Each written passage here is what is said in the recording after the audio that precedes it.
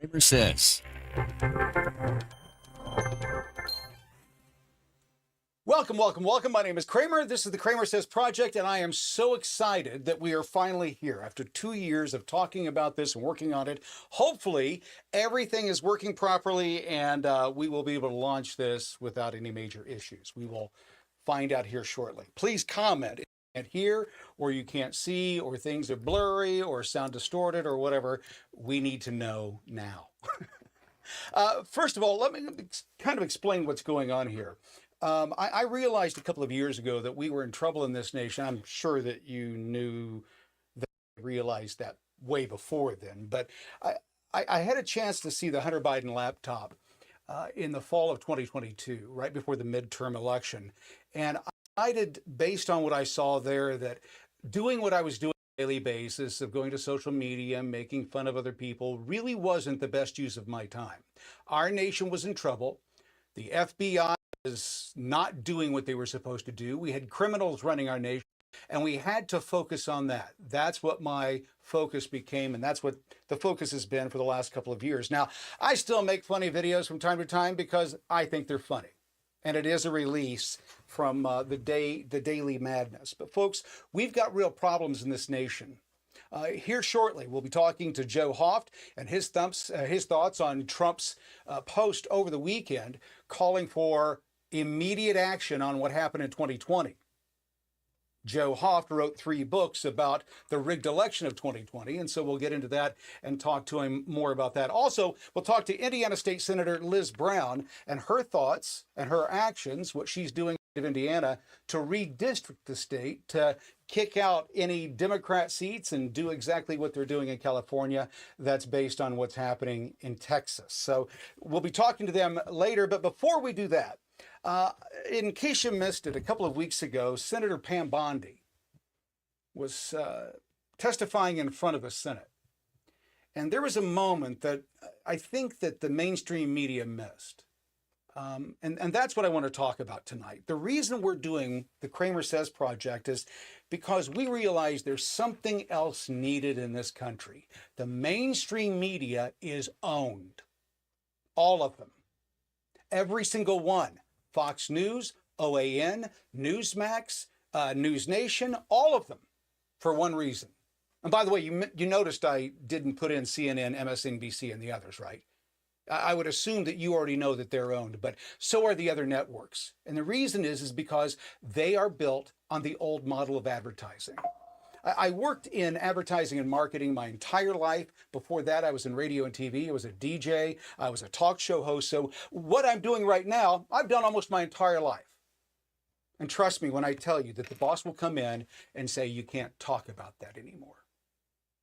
We've got a sponsor who doesn't want you talking about that subject anymore. It's a sore subject for him. You can't do that. Now, that's in a small radio station somewhere in this country. What do you think is happening at the top tiers of broadcast in New York? Do you think that those talking heads get to walk onto the stage and talk about anything that they want to? Absolutely not. How do I know? Because I've been in the industry for 40 years. Program directors and consultants, they come in and tell you what you can and can't say. They will tell you what the direction, the format of the station is. And if you veer from that, well, you lose everything. Your job. You see, Jimmy Kimmel was doing that. That's what people don't understand. I've been in this industry for 40 years. Since I was 16 years old. I've been doing the exact same thing my entire life. And I'm telling you, they're owned. What happened to Jimmy Kimmel happened to me a million times. I got fired from a station one time for doing butt bongo at a McDonald's drive-thru. The drive-thru, the McDonald's franchise owner wasn't too crazy about the fact that we were using his drive-thru. Free advertising, forget that. But we were having fun at his expense and he didn't like that. So yeah, I got booted. That's what happens in broadcasting. There's no such thing as free speech in broadcasting. Did you know that? There's 7 words you can't say. George Carlin used to talk about those all the time. But you can't say whatever you want to say in broadcasting. This Jimmy Kimmel thing was all bullshit. And that's why we need the CramerSez Project. We have an answer to the mainstream media problem. Remove the middleman. Bring the news that you want to see directly to your devices. That's what we're going to do. We want to start with investigations and then work up to a weekly show, and then from that a nightly news show, and then from that just branch out. This is what I've done my entire life. Folks, I have been very successful my entire life doing exactly this model. It's time that we start doing this with conservative news that isn't owned by Big Pharma. Did you know that Big Pharma is the #1 advertiser in this nation? They can afford to be. They got paid billions for COVID. So here we are being told by Big Pharma what can and can't be said on TV and radio and social media. Why? Because they're the biggest client. Big Pharma is the biggest advertiser in this nation right now. Turn on the TV right now. I can guarantee any network you go on, at least one commercial in that break is going to be a pharmaceutical commercial, if not all of them. You've seen it. We've all noticed it. Why? Because they have to keep the media quiet. The media can't report on the advertisers. This is what used to happen. Remember back in the old days, 60 Minutes would go into a deep dive on something, or 2020 or Inside Edition, or somebody in the media would go after these pharmaceutical companies. The people that are harming you on a daily basis, they would go after them. They don't do that anymore. Why? Because pharmaceuticals, the drug industry, are the biggest advertisers on these stations, on these networks. And just like the guy who wouldn't let me play butt bongo in his drive-thru, Big Pharma isn't going to let 60 Minutes or any of these other news programs do deep dives on the harm being caused by their drugs. Now you know why we haven't seen anything in the last several years. No investigations as to the drug harm of what's going on. Wouldn't you like to know more about that? I would. Wouldn't you like to be able to watch that on your TV, not just get it in snippets and snappets from social media? Wouldn't you like to know that there's a group of people working for you to get to the bottom of this and deliver the answers back to you? That's what the CramerSez Project is all about. So if you get the opportunity over the next few days, go to the CramerSezProject.com. We are looking for a select few. Not everybody's going to make it. Don't get your feelings hurt. We are looking for broadcast professionals right now that know how this business works so we can build this fast. It's time. We can't trust the media. We can't trust Fox News. We can't trust MSNBC. We can't trust CNN. We can't even trust NPR. We're paying for that shit and can't trust that. Isn't it time that you get to the point where you turn on your TV and you know that what you're getting, you may not like, but it's the truth. You may not like hearing both sides of the story all the time. That's what we want to deliver, not this bullshit you're seeing on TV. Well, there's no evidence of. Really? I've seen Hunter Biden's laptop. There's evidence. If he was doing that, and that was available on a laptop that he left in a computer store, what don't we know about? That's why we need the CramerSez Project, and that's why I wanted to play this piece from Eric Schmidt, a senator out of Missouri, and here he breaks down what we've been going through over the last several years. Enjoy. Senator Schmidt. Thank you, Mr. Chairman. How are you today, Attorney General? It's good to see you. Have a rough voice. I have to say, I am struck by the degree of the cognitive dissonance that I hear on the other side. It really is. I mean, I'm used to sort of the political debates and arguing in court and all those sorts of things. But to hear the other side of the dais talk about weaponization is truly shocking, given what we know now. And I thought what I might do is just tell a story. And these are 100% facts. Hillary Clinton, concerned about her email scandal, works with a Soros organization to cook up this Russiagate nonsense. They feed it to the intelligence agencies. And they spy, under Barack Obama's presidency, they spy on the political opponent, the Republican, running against Hillary Clinton. He gets elected. They continue the operation. And they launder this intelligence into stuff that was meant to, by the FBI and the CIA, to sideline a presidency of a duly elected president of the United States of America, to sideline him. And that continued. You heard even some people on this committee further that nonsense for 4 years. And then the FBI is involved with pre-bunking the Hunter Biden laptop story because they didn't want him to get elected again. So they pre-bunked the Hunter Biden laptop story. The American people should have been allowed to make their own judgments from that. They weren't, because the FBI called it a Russian hack and leak operation. They were meeting with social media companies every month and every week, telling them that the laptop that they knew, that they had verified in November of 2019, they knew was real and knew was his, said it was Russian disinformation. We've heard that before. And then, after Joe Biden comes in, 3 days in, they start a censorship campaign against the country, anybody who's a conservative. And now we also know that the FBI was weaponized in this Arctic frost investigation that tapped the phones of sitting U.S. senators. And also, the Republican Attorneys General Association, so let's pull in 2 more U.S. senators, Ashley Moody and myself, who were on the executive committee at that time, Charlie Kirk, political organizations they didn't agree with. This is not in the Soviet Union in the 1980s. This is in the United States of America in the last few years. And then, when they thought President Trump was on the run and there's no way people would elect him, and then he announces he's running for president, 3 days later, Jack Smith's appointed to get Trump. Fani Willis brings charges against President Trump, and the assistant prosecutor meets with the White House counsel's office. Why would that happen? Then you have Alvin Bragg bring his charges. The number 3 person at DOJ goes to work for him to get Trump. All in the United States of America. This continued. And Senator Hawley asked the question, wrote it down, what is happening in this country?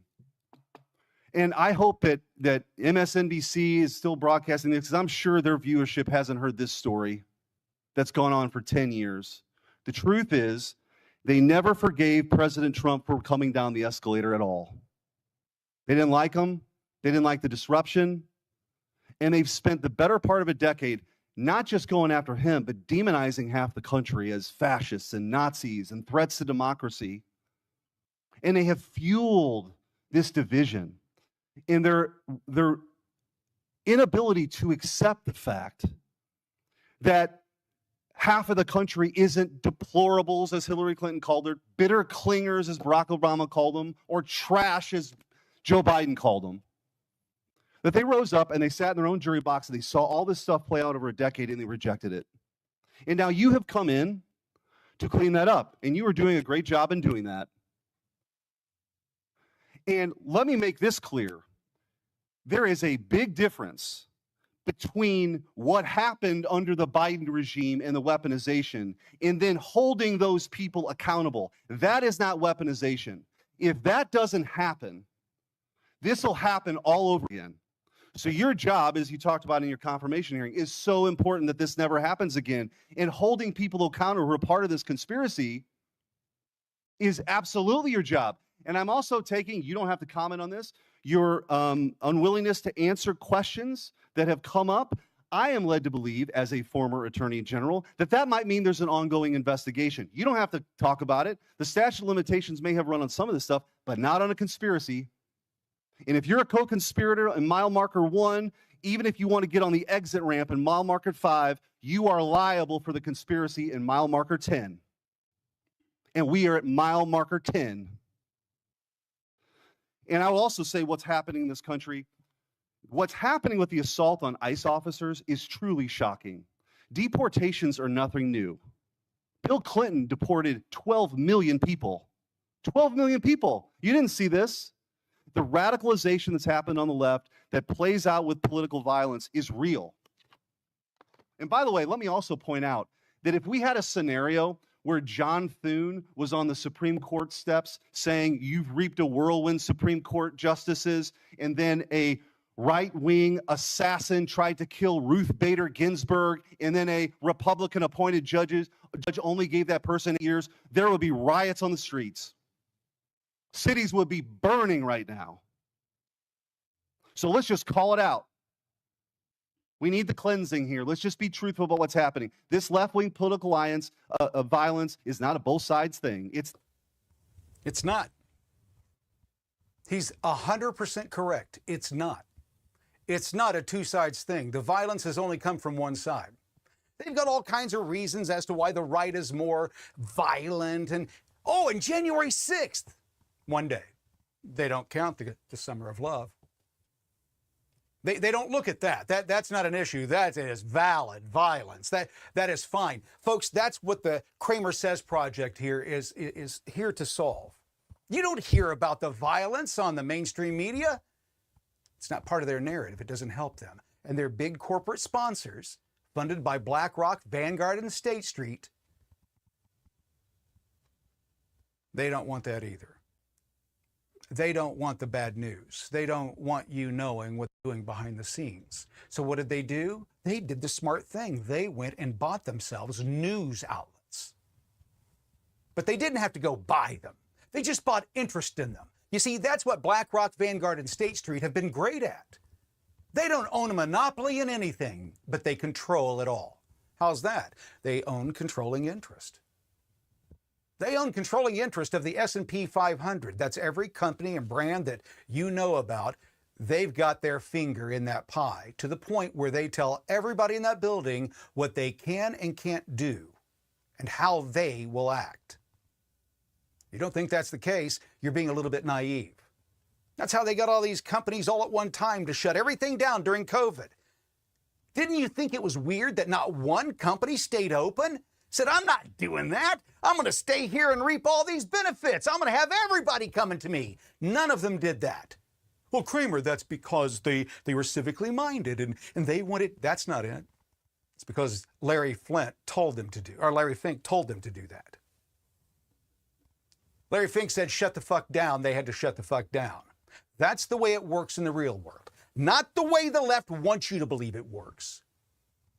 Not the way that they want you to think the world should work, but the way it really works. Have you seen the video clip going around of the guy, I think it was out in Seattle or Portland, the cop, who told the offender, hey, we're just going to make it look like I'm doing something here. I'm on your side. When the police refuse to enforce the laws, we're in trouble. When the judges refuse to enforce the laws, we're in trouble.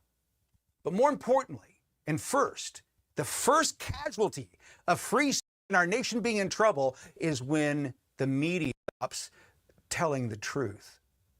That they can't tell the truth, they fear telling the truth. Why?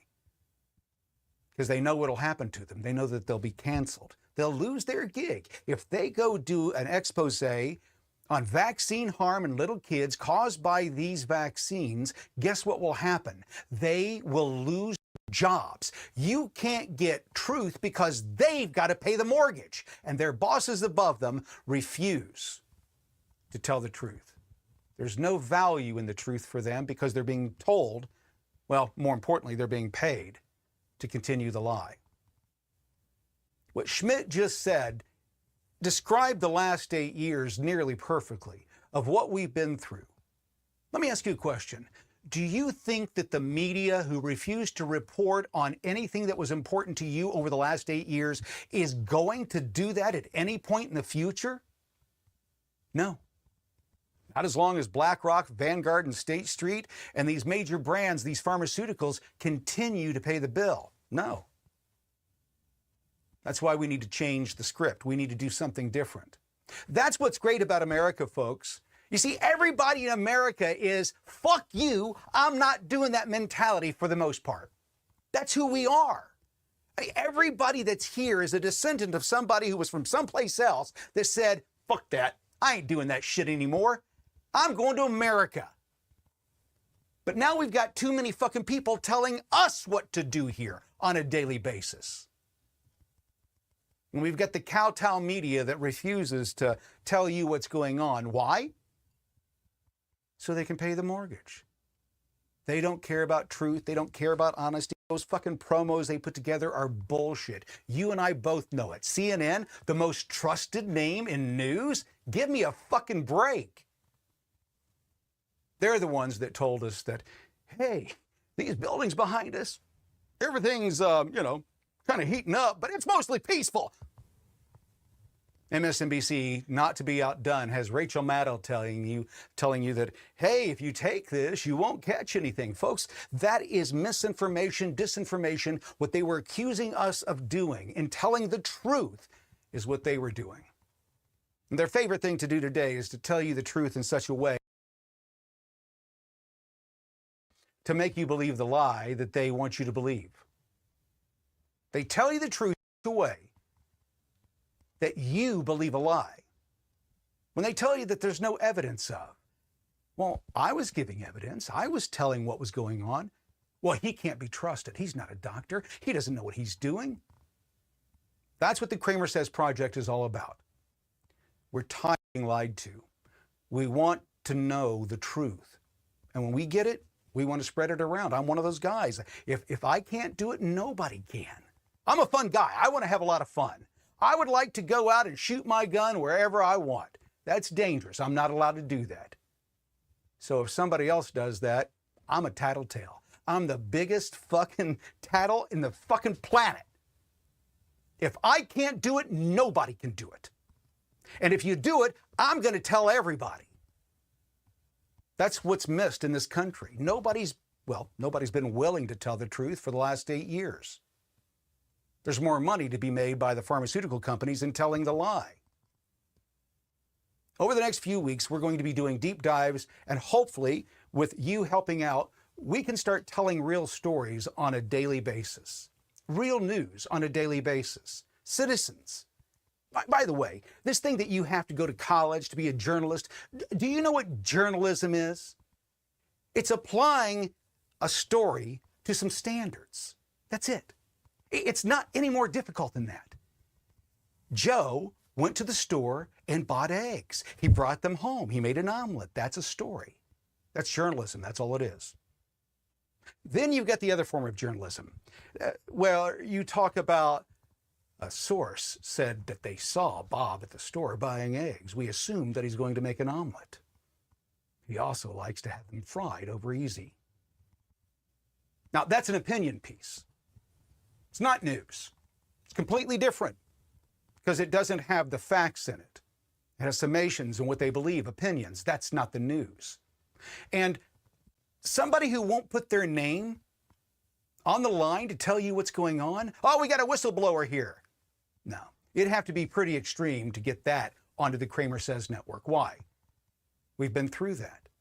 All these whistleblowers against Trump, what ended up happening with that? What about the young lady who said that Trump jumped through the limo window, was going to take control of the limo himself? What happened to her? Shouldn't she be shamed? Shouldn't you know that her life has been destroyed for the lies that she told us, the American people? She should never, ever work in government again. She's a liar. And she should be called out for it and held accountable. That's what hasn't happened in the last several years, accountability. And that's what the CramerSez Project is all about. It's not getting this side or that side in trouble. It's holding those accountable that are doing us wrong. I don't care what side of the aisle they're on, they've got to go. If they're a bureaucrat and they're dishonest, they're a crook, gotta go. If they're a politician and they're a liar and dishonest and taking bribes, they gotta go. If they're in the media and they're lying to you because they're part of some government project or they've been bought off by another government, they've got to fucking go. There's no other way, folks. They are not gonna do it themselves. Only we can do it. Up next, we'll talk to Joe Hoft about what Trump is talking about and his latest truth post. Global news with local views. CramerSez returns after this message from our partners. Last week in our We Told You So series, we warned GM investors that CEO Mary Barra was bad for business. We were right.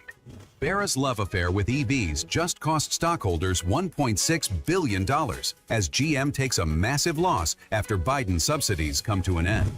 Then, Paul Chesser reported Bank of America had no problem debanking conservatives. This is an issue that NLTC's been investigating since the story broke. but refused to expose Jeffrey Epstein's financial activity. During the January 6th uprising, Bank of America scrubbed through its data and turned over credit card information without being asked, without being subpoenaed, without having a warrant given to them by federal law enforcement. At the same time, they were doing business with Jeffrey Epstein without question. And then after Epstein died, they suddenly realized, we need to report this activity. And they filed 2 suspicious activity reports, as they should have done when Epstein was still alive and still banking. But they didn't do so. They were basically covering up the business that Epstein was conducting. But wait, there's more. NLPC Chairman Peter Flaherty is calling for the indictment of John Brennan, the ex-CIA director who pushed the Russia collusion hoax, relied on the discredited Steele dossier, and lied to Congress. According to the House Judiciary Committee, John Brennan committed crimes. We believe there's even more to the story, and we're going to stay on top of it. That was last week. What's NLPC working on next? Find out by subscribing to the NLPC on this platform, or by visiting us at lpc.org.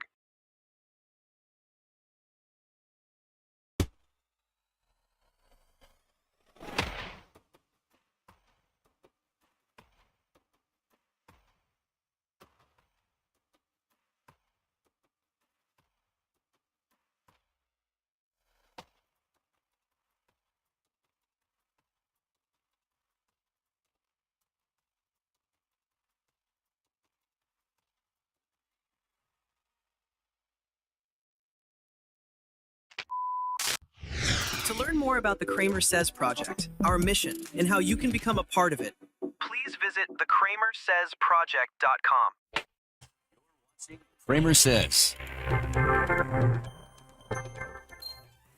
Welcome, welcome, welcome. My name is Kramer. This is the CramerSez Project, and we are back. There's a big drive right now going on across the country to redistrict red states. You're watching Kramer Says. Welcome back to the show. My name is Kramer. This is the CramerSez Project. And, what was interesting over the last couple of days here is the comment that Trump made referring back to the 2020 election. Now, a lot of people have said here recently that nothing is going to happen. What happened, happened. We're just going to have to deal with it and move on. A lot of rhinos and all the Democrats want that to happen. But our guest today doesn't want that to happen. His name is Joe Hoft. He's been looking at this matter since 2020 and has written 3 books about it. Joe, welcome to the show today. What is going on with Trump talking about this 2020 election? Are we expected to go down that rabbit hole and start investigating and indicting people on that? Well, I sure hope so. I mean, I am so hopeful, and it absolutely, to me, it has to be done. You cannot let, like Trump says, the biggest crime in U.S. history. Let's just move on. Anybody that does that isn't for, justice, in my opinion. Get real. This was terrible what happened. And he mentioned this weekend in a couple messages on Truth Social, while he's over in the Far East being treated like king of the world. It's amazing watching how the world treats him. These leaders are giddy around Trump. They love this guy. And we all do. We love this guy. Yep. And we can see that he was, we were blessed to have him. He that one last twist of his head was a miracle that we all saw, and he's with us. And I think, thank God. And that showed us all that, hey, hang in there. There's, I'm behind this. And but no, this election was stolen. And he said this weekend that, hey, we're talking about NBA players and all that, and monkeying around with so they through some games or whatever they might have done. Yeah, that's something, but that's nothing compared to stealing an election. And I think, what was the word he said about Joe Biden? Putting in just an absolute idiot, corrupt idiot, or however he said it, in the presidency. He's so right. Joe Biden was just an imbecile at that point, and has been for a long time. But I mean, really, we saw him walking on stages, be in the background after walking away, trying to shake people's hands that aren't there. I mean, I remember at this event in Europe, anytime he had a flight, that wiped him out. He's walking around all by himself out in the, on with the Well, they had to EU go. leaders. Yeah, they had to track him down and go find him. They had to go get him and bring him here, back Joe, in. come back here. And they're all trying to be like everything's normal. There was nothing normal about it, and I think they were part of it. And or they didn't dare, raise their hand and say, "Hey, there's the emperor has no clothes." But it was a nightmare what we went through, and we know that Biden wasn't running it. He couldn't. He didn't have the facilities, and that's what happens from a stolen election. Absolutely, that election was stolen. I think I've shared with you before that my background was in corporate, and I was an executive overseas in both audit and finance. At one point in my career, I was overseeing a multi-billion-dollar block of business, the financial reporting. Another time, I was leading audit teams across the Asia Pacific, and it was a blessing. I was from a St. Louis corporation that was growing, and I got to go see all these places. The board would send me out there to make sure that the operations were doing what they were saying they were doing and making sure controls are in place and that. So I know a lot about this. I've talked to a number of audit committees around the world, been members of audit committees around the world, met with some really great people and executives, and done audits in places like China, communist China, and Japan, and Thailand, and Singapore, and Hong Kong. Lived in Hong Kong for 10 years. I know what I'm talking about when I'm talking about looking into a process or whatever the audit might be, IT, finance, whatever. And that was my job. My job was to look at these areas, any area, maybe the entire office, and identify issues and then recommend solutions. And I did that for a number of years, was well respected in our company and by other companies as well, in a real complex industry. So it wasn't, I was dealing with. So at the end of the day, at the end of the day, you are uniquely qualified to start making comments on this. I mean, a lot of what was said during the last 4 or 5 years is you're not qualified to talk on this issue. So we're going to negate anything you have to say, but it's a little bit different story. I think so. And there wasn't anybody else that I'm aware of with anything like my credentials to stand up and say, I looked at this and it's garbage, or I looked at it and it's fantastic. The left continues to try to tell us everything's normal, but nothing was. And I wrote about this in my 3 books. My first book was about what happened before the election. Second book, what actually happened. And third book was about the cover-up. And these guys did that cover-up was maybe as well thought through as the steal itself. And outrageous what happened to us. It was criminal. January 6th was part of it. Yep. Set up January 6th so people talk about that rather than the stolen election. So I planned the big tech beforehand. Got to the point in 2020, by 2020, after 2016, sites like Gateway Pundit was getting, hardly any traffic on Facebook, etc. I did a study for Jim back in 2017. Facebook had cut the volume down of the top leading conservative sites by 95% after the election of Hillary within 1 year. That is a real threat. That's the danger of what happened in 2020. It was terrible. Yep. And so Jim's suffering through this. He even paid at one point Facebook for advertising before this. Then they start, cutting down his volume, preventing people from seeing what's going on. We went through it on Twitter. We went through social media. In the mainstream media, they're pushing these lies. And that's what they are. They're lies day after day after day. Joe Biden's great. Donald Trump's bad. Just insanity. And Trump, I look at him, we're so blessed because he had the guts. Nobody would do this. Who else would do this? Would say, these guys are liars. The election was stolen. Yep. That's not true what they're saying. That's a lie. And, and people would say, well, he's just upset about losing. He's a sore loser. He's a sore loser. He didn't care. He didn't care. He was going to share the truth. And who else could do that in face of this onslaught of just really evil? And so it was amazing to watch what he did. I saw what happened on election day, and I wrote about this at Gateway Pundit and put it together in this 3-volume set. And I've just consolidated him into a new book, by the way, called The Steal, volumes 1, 2, and 3 together. Put them all together. Nice. It's this thick. It's really some well done research. Trump wrote me and thanked me for writing the book, said some real nice things about it. I mentioned that in the books. And other people like Roger Stone have said, "Hey, Joe, this is a this is a masterpiece. This is going to be go down as a classic because it's so well put together, I think, and it comes from somebody who knew what was going on." So my position is on the machines. We learned from the U.S. government, the CISA, the machines, they're not secure. Right. A bad actor could get into them, and a bad actor could flip an election. After being told they were impenetrable. Yeah, right. And then they talked about, I look at these absentee ballots. You don't know where they're coming from or who they're coming from. We don't know. You do not know. Anybody that says they do, that's a lie. Yeah. And as a corporate executive looking at processes for a long time, that's broke. And you wouldn't certify. You wouldn't certify the systems. And the voter rolls were flooded with names. The way they were managed was terrible. Everything in the process, and I went through the compliance with the laws, nothing complied with the U.S. law. Right. And they seem to think that's fine.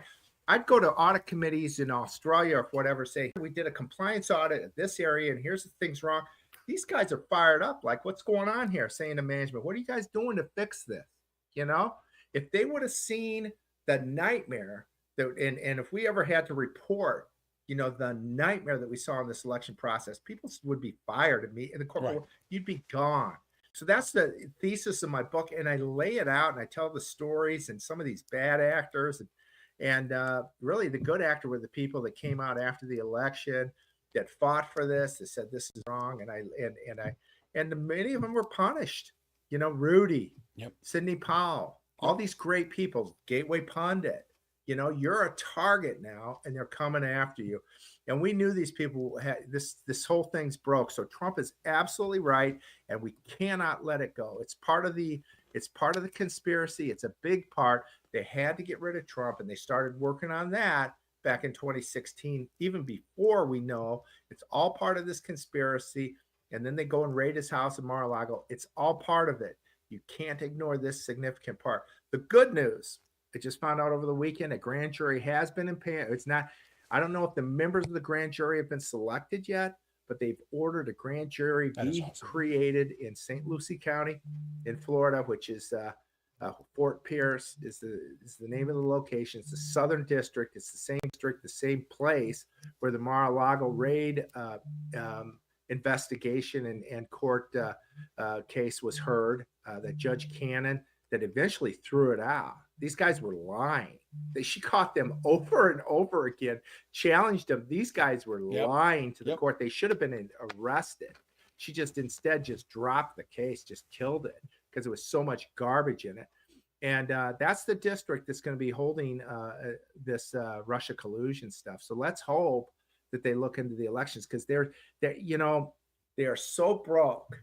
And there's word that Trump may put in a new executive order that's going to get rid of the machines altogether. They absolutely have to. I know there's a company up there in St. Louis called No Inc. That just purchased Dominion, and they're saying, look, now we're an American company. That's all that was wrong with us. It doesn't matter. Your system is garbage. There's no security. And I wrote a whole chapter on these election systems. I call them the non-election election systems. They don't classify them as election systems, so they don't have to comply with these EAC requirements. And that's how they get around. And they just say, no, those poll pads that you fill out when you sign up for an election, they don't have anything to do with the election. Just trust us on that because we don't want these things audited and none of this stuff is, because a real independent professional auditor would say this stuff's garbage from start to finish. Let's go back to the way we did it for 200 years or more. And let's just have people come into their local precinct. You've got a list of names, check them off, bring them in, let them vote and let them leave and get the election counted that evening. So what do you expect to happen next? I mean, with Trump making these statements, what do you expect to happen with the DOJ? What is that process going to look like in your mind? Well, it's a good question. There's a lot to be done. If they are impaneling this investigation and case, big conspiracy case and putting together a grand jury in Florida, that brings a lot of hope. It seems like it's taken a long time to get here, though. We only really have a few years, Yep. Well, how do you think I'm sorry, how do you think the mainstream media will cover this? If this Oh, grand jury is true and they're going to start going down this path, what are we looking yeah. at from them? But they're going to be terrible. They're going to be as lying and dishonest as they've always been, and try to find the one thing that they can say that'll gain some, that'll go viral. Because and it's so disgusting. These people are such liars. I think the good thing is most Americans see it. They just see these guys are liars. I don't go to mainstream anymore. The only time is when I want to write down something or about something was said that's just right, shocking. I can't watch them anymore, Joe. I cannot watch these liars anymore. And a lot of them I know them personally, and I can't trust them in any way, shape, or form. No. And you know what grabs me and proves that they're liars is that they never follow our stuff and report on our stuff because it's accurate. They say, oh, that's a lie. No, you look into it. No, these machines, they're broke. They're not secure. The government wrote a report about it in Georgia. Dominion machines are not secure. In the corporate world, you got a system that's not secure. You shut it down now. Not tomorrow, not next week, right now. And you fix that before you ever put it back in place, because you can't have risk of people infiltrating your systems or stealing information from your systems or putting stuff in your systems that you don't want. You cannot afford it. It's done. In these election systems, we know it, and they use the systems again from 2020 and 2024 in Georgia. It's insanity what we're living through.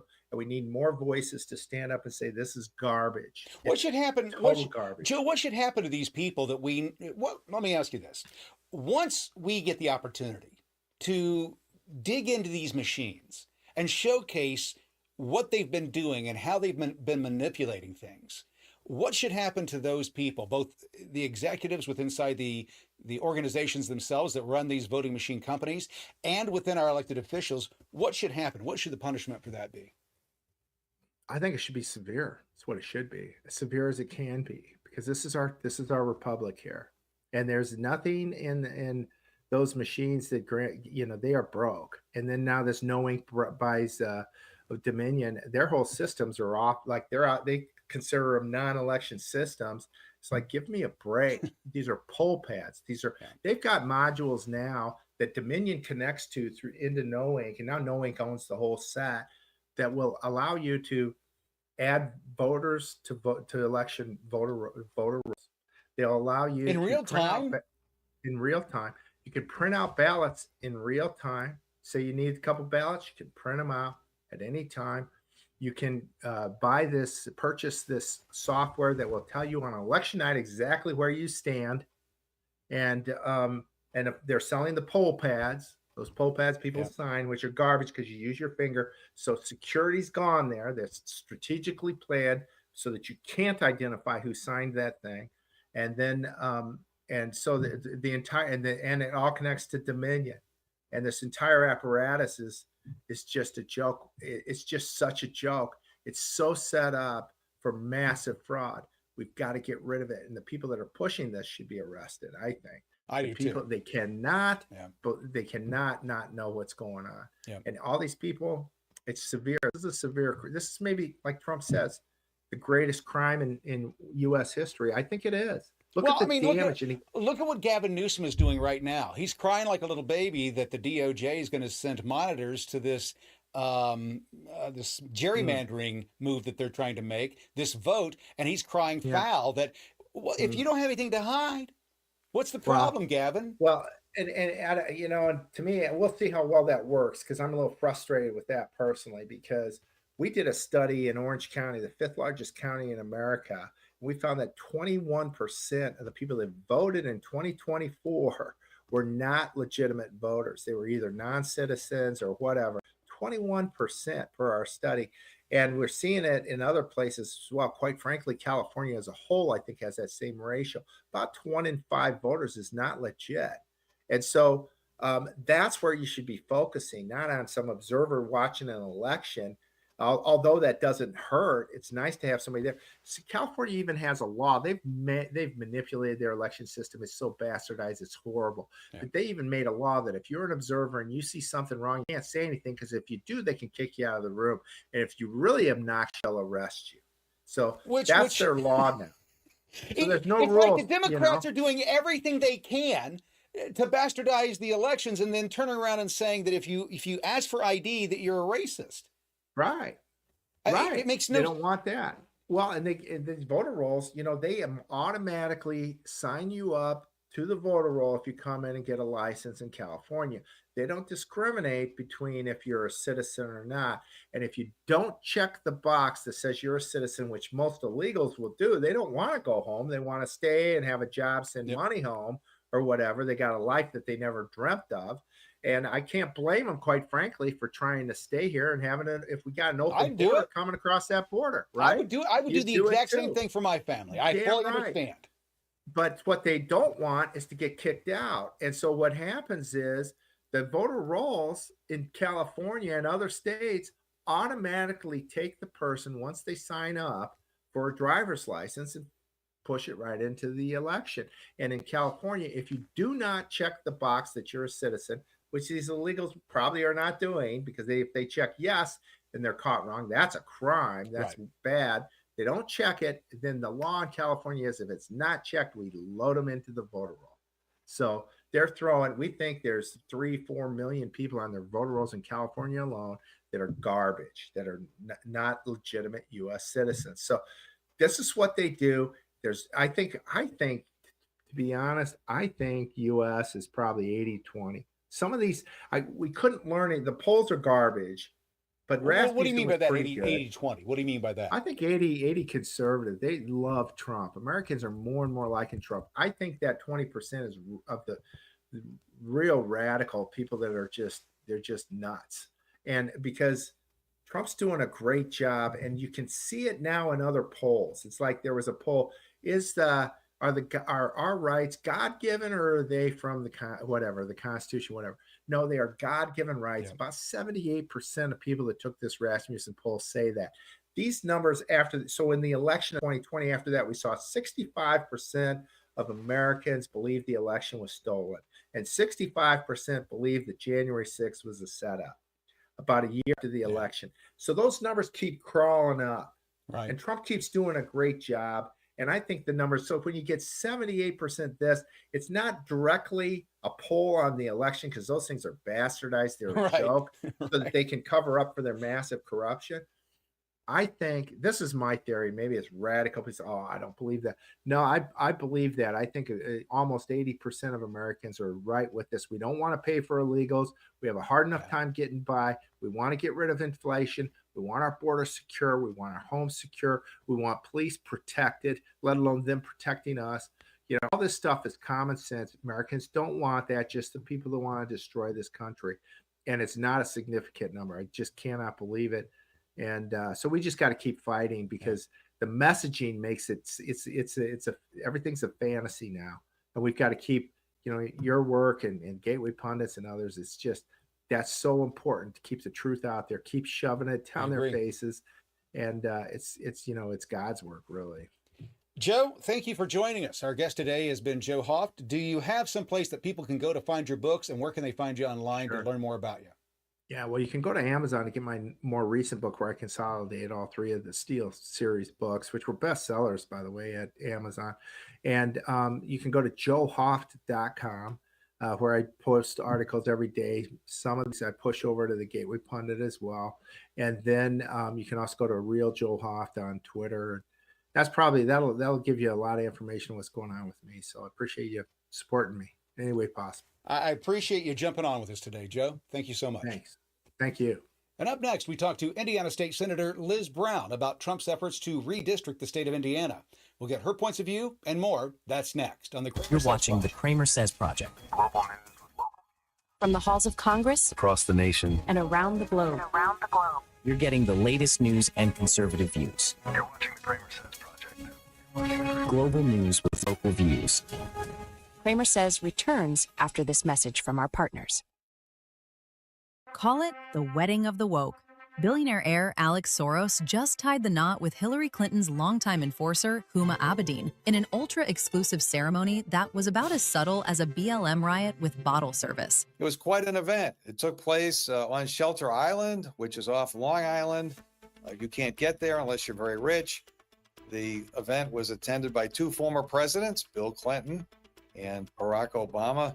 And of course, Hillary was there. Translation: if you don't own a private jet, you're not on the guest list. This event took place behind a phalanx of security, ironically, on Saturday, the same day when the Soros Foundations were bankrolling the so-called No Kings demonstrations around the country. You heard that right. While the elite were toasting with Veuve Clicquot, Soros-backed protests were lighting up the streets because nothing says no kings like a family that buys district attorneys and throws $14 million weddings guarded like a royal fortress. This violence in the streets, well, it's not spontaneous, and the American people deserve to know who's behind it. While the media gushes over the dress, the venue, and the guest list, NLPC is tracking the dollars, right from the Soros empire to the streets. We are identifying the money flows between the Soros Foundation and the activists who are conducting these protests. You may not know our name, but since 1991, the National Legal and Policy Center has investigated and exposed more crime and corruption than any other political watchdog group in the country.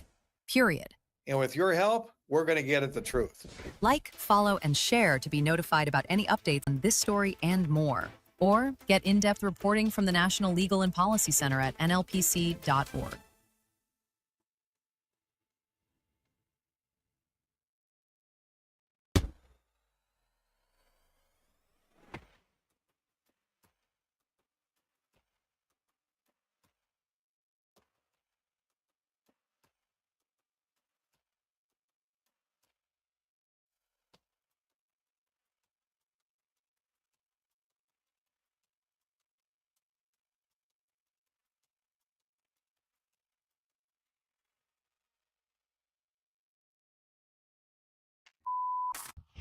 To learn more about the CramerSez Project, our mission, and how you can become a part of it, please visit thecramersezproject.com.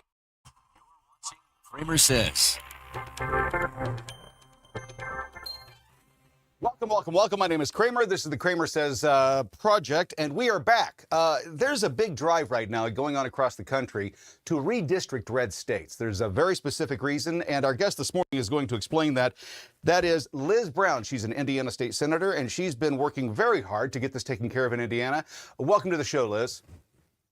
Thanks, Tim. Thanks for having me. You're welcome. Looking forward to the conversation. Well, me too, because, you know, there's been a lot of misinformation, disinformation about this subject, so I'm hoping you'll fill us in. Why does Indiana need to do this now? Well, we're not playing in a fair game. We thought we were all playing by the same rules, all of us being the saints, 50 states, and it's been quite clear that's not happening anymore. And if we really want our voices to be heard in D.C., we need to do this. So one of the things I've heard is that the reason is that the blue states have gerrymandered to the max. That's why they're so upset, is that they've already gone as far as they can go. They have very few seats or very little wiggle room available, so they are at the max of gerrymandering. Is that true? Oh, 100%. If you look at states like Illinois, Maryland, California, we could go on in their maps. I mean, they have the bare minimum, 29, 30 representatives in their states, and there might be a handful of Republicans, and that's not how the vote works out. You look in New England, right? I mean, pretty much it's 60-40, 60-40 Ds to ours. State of Indiana is the flip. And in those states all across New England, there's not one Republican representative. That is not scientifically possible unless you deliberately draw them outside so they can never win office. And so we thought we were all playing by the same rules, so that we thought the 435 representing us in DC was a fair representation, and it's been clear it's not. So that means Republican voices across the country, not just in Indiana, aren't being heard. What does the recent influx of ghost voters or new voters, or the risk of that coming into our nation over the last 4 years with the open border, how much does that play into this as well? Well, I don't think anybody really knows. I mean, we do know there was a post survey done after the census was taken. The data was not released until the Biden administration took over. And we know that in the middle of the Biden administration, they found out that Texas and Florida, for example, were undercounted. Well, we can't take congressional representatives away from other states. We can't just guess and say it must be California or it must be New Mexico, Arizona. So they just get undercounted. And that's the problem. No one really knows. Is Trump's direct involvement in this and the vice president's direct involvement in this, is this moving the needle in Indiana, do you think? I think it is moving. I think it also has made us all aware it's a bigger problem, a national problem than any of us were understanding at the time. So yeah, I think it helps a little bit to have that kind of information and an understanding that this problem is not just a state problem. What about those who are saying no? You've got some people in the Senate, some Republicans that are coming up and saying no, they're not going to do this. What's the answer to get them to a yes?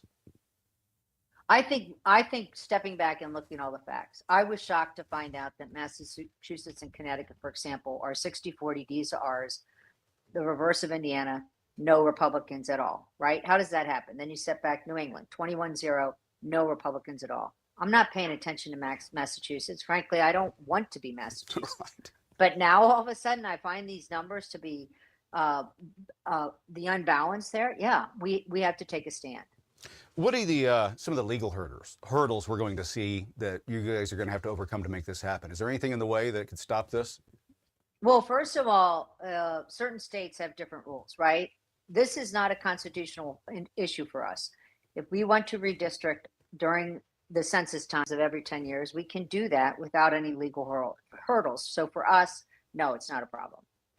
What are the constituents of Indiana saying? Have you talked to the people in your district and around the state? What are Hoosiers saying about this issue? Well, I think it's interesting. I mean, I can't say that 6 months ago, people were coming up to me and saying, we need to do this, but we also didn't have all the facts.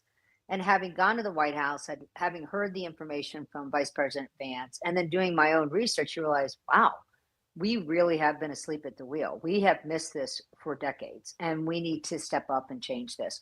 So now when you inform voters, they're like, oh, I had no idea it was this bad. Sure, we need to do this. And do you think that this redistricting across the state for the midterms in 26, do you think that that's a direct representation or showcases the strategy that Trump has moving forward? I think it's part of it, yes. I mean, I have to give him credit for bringing attention to this issue. It's not just personal. This is the future of the country. And if we don't put a break on this now, we're never going to be able to undo it. And I don't think this is a power that certain states have. Some, as I said, it's constitutional, and they will only be able to do it once every 10 years. But this is a power we have, and we are certainly, I think, responsible in using it. What do you expect Governor Braun to do? Do you expect him to call a session and get this on the plate here pretty soon? Yes. The press release went out this morning, and my understanding is the special session will start next Monday. I don't really know what that looks like in terms of timing and the length of days. I think there's a limit to how many days we call back, but this and other issues, I understand there's some federal and state tax issues that need to be looked at. Those will probably be on the agenda. Our guest is Liz Brown. Liz is an Indiana state senator and talking about what's going on with the redistricting in the state. Liz, thanks for joining us. Thanks for having me. The CramerSez Project will return after this important message. Last week in our We Told You So series, we warned GM investors that CEO Mary Barra was bad for business. We were right. Barra's love affair with EVs just cost stockholders $1.6 billion as GM takes a massive loss after Biden subsidies come to an end.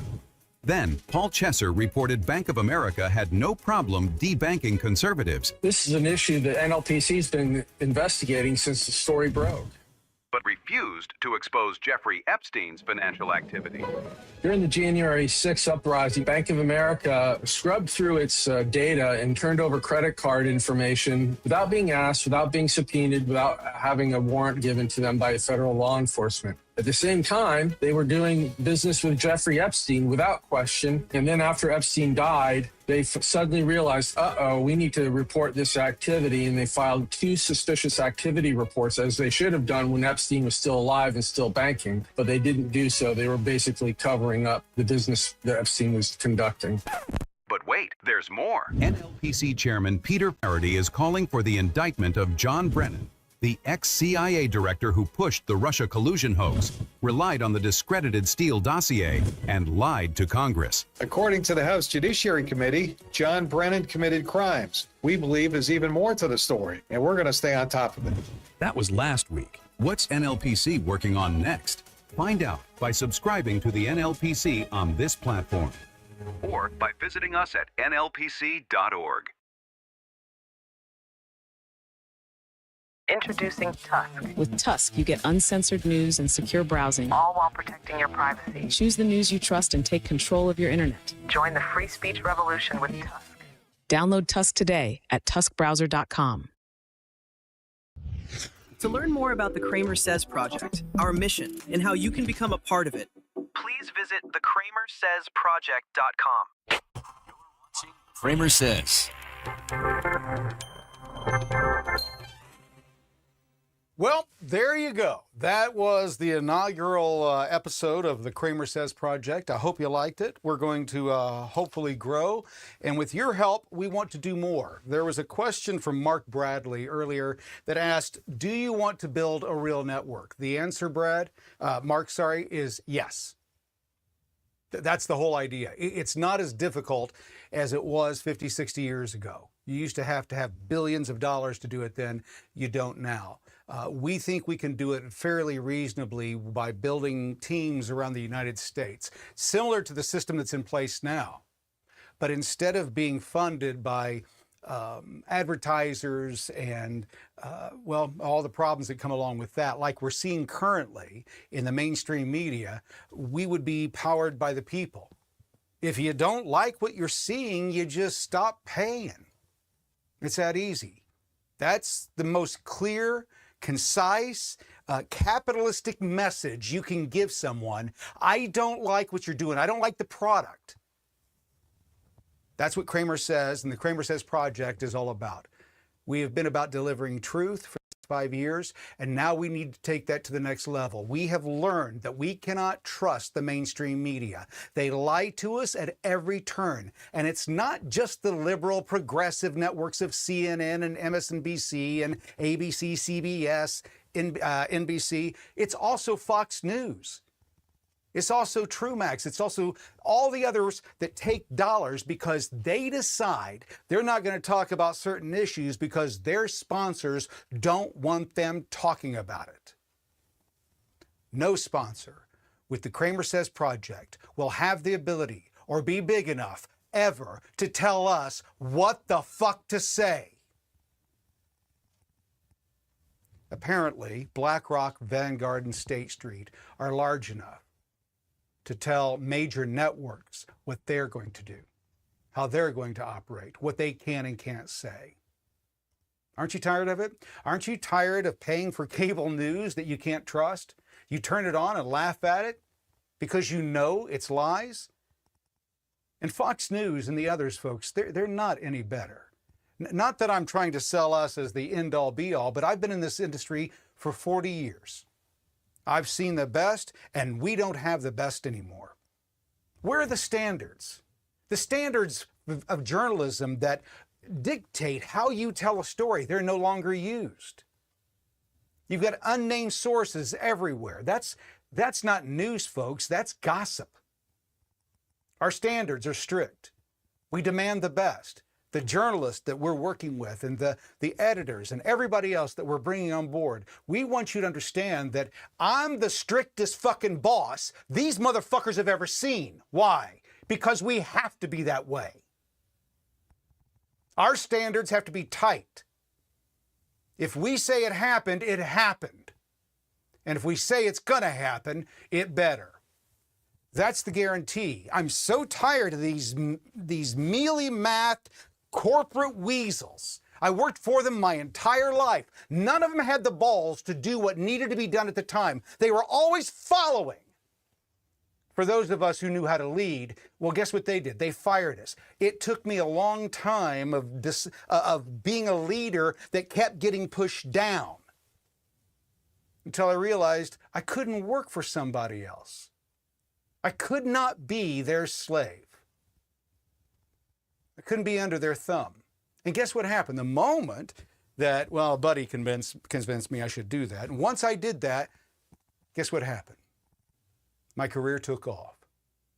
Suddenly I was freed. I didn't get mired down in the pettiness of somebody who's jealous of a great idea that you came up with while you were drunk in a nightclub, and they've been working for weeks.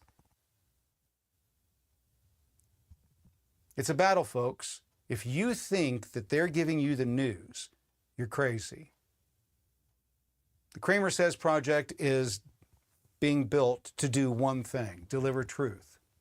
I will not always like what we have to report, but truth is truth, regardless of who it hurts.